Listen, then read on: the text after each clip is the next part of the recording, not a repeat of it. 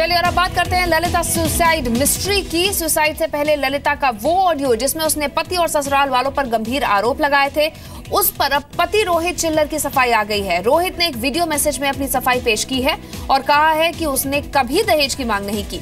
रोहित ने आगे कहा है कि वो सिर्फ इसलिए जिंदा है क्योंकि दुनिया को सच्चाई का पता चल सके। वहीं अब तक किसी की गिरफ्तारी नहीं हो सकी है। दिल्ली पुलिस ने रोहित की गिरफ्तारी के लिए 2 टीमें बनाई हैं। हरियाणा में रोहित के परिवार वालों की गिरफ्तारी की भी कोशिश फिलहाल की जा रही है।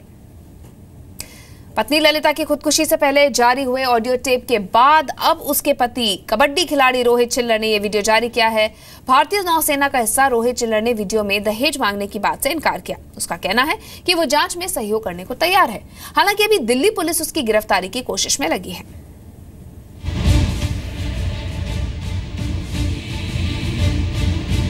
जिससे मैं सबसे ज्यादा प्यार करता था वो ही मेरी जिंदगी से चली गई, मुझे छोड़ गई। दिल्ली के ललिता सुसाइड केस में आरोपी कबड्डी खिलाड़ी और ललिता के पति रोहित की सफाई पर एक बार यकीन कर सकते हैं। उसके आंसुओं को देखकर आप ये मान सकते हैं कि रोहित सच बोल रहा है। मैं रोहित कुमार बावरी का पति, मुझे अब भी यकीन नहीं हो रहा कि मेरी बावरी मुझे छोड़ के चली गई। मुझे नहीं पता उसने इतना बड़ा कदम क्यों उठाया, किस चीज से वो दुखी थी। मैंने 7 फेरे लिए थे उसके साथ, जीने मरने की कसमें खाई थी। रोहित का दावा है कि वो पत्नी ललिता से बहुत प्यार करता था, लेकिन ललिता ने सुसाइड से पहले साफ साफ कहा है कि उसे मारा जाता था। इतना मारा जाता था कि वो टूट गई थी, जिसकी वजह से वो आत्महत्या कर रही है। पापा,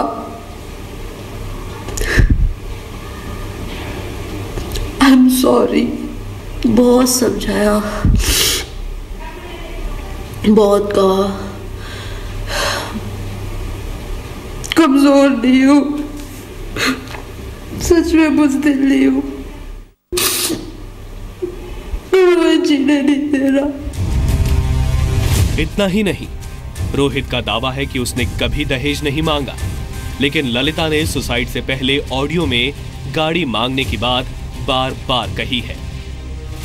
और अगर वो आपके पैर छुए तब भी उसके सर पे हाथ रखना, उसे कुछ मत कहना। और पापा, वो गिफ्ट हमारा है, रोहित का है, गाड़ी उसे दे देना।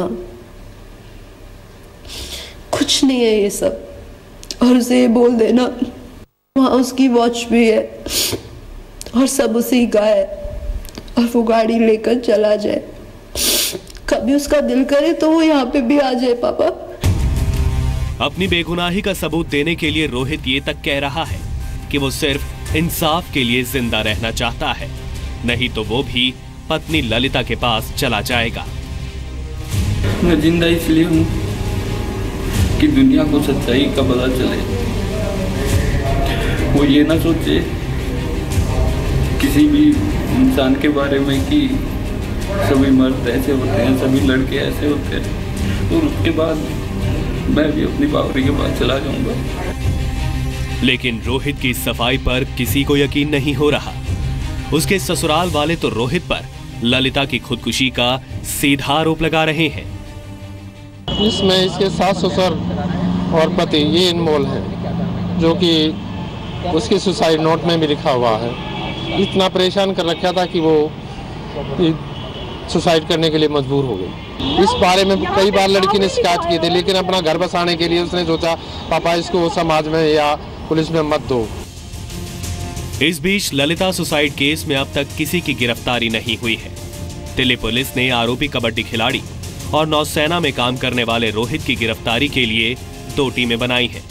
हरियाणा में रोहित के परिवार वालों की गिरफ्तारी की भी कोशिश जारी है, लेकिन कोई कामयाबी नहीं मिल पाई है। जितेंद्र शर्मा हमारे सहयोगी हमारे साथ जुड़े हैं ताजा अपडेट के साथ। जितेंद्र, अपडेट क्या है ये भी बताइए हमें, और ये भी बताइए कि रोहित जब सामने आया अपनी सफाई लेकर, आके उसने सरेंडर क्यों नहीं कर दिया? बिल्कुल नंदिता बिल्कुल सही बात कह रहे हैं कि जिस तरह से सफाई दी है उसने अपनी फेसबुक पे और इंस्टाग्राम जो सोशल मीडिया नेटवर्क है उस पर अपनी सफाई दी है, लेकिन अभी तक वो पुलिस के सामने पेश नहीं हुआ। हालांकि वो दावा कर रहा है कि वो हर जांच के लिए तैयार है, लेकिन अगर वो सही है तो उसे सबसे पहले पुलिस के पास जाना चाहिए था। और सबसे बड़ी बात यह है कि अगर उनकी पत्नी ने सुसाइड किया है और परिवार इस हालात में है तो उसे वहाँ पर मौजूद रहना चाहिए था, चाहे किस तरह के भी आरोप लग रहे हैं उसे वहाँ पर रह करके सफाई देनी चाहिए थी।